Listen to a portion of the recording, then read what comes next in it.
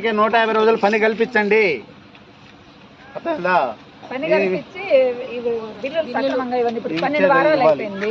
దాన్ని చూసుకొని ఉండేవాళ్ళము. డాక్టర్లు కట్టుకోవాలి, ఇంట్లో సమస్యలు, పిల్లల చదువులకి ఇబ్బంది, చాలా ఇబ్బందులు. కూరగాయలు కొనలేక, బియ్యం మూటలు కొనలేక జనాలు ఎట్లా ఏడుస్తారంటే అట్లా ఏడుస్తారు.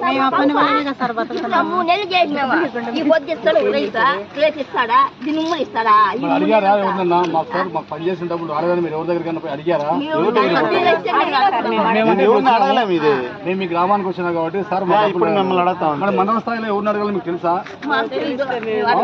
ఒకవేళ మన వేతనాలు అనేవి ఏమైనా పెండింగ్ ఉన్నప్పుడు గ్రామ స్థాయిలో పంచాయత్ సెక్రటరీ ఉంటాడు.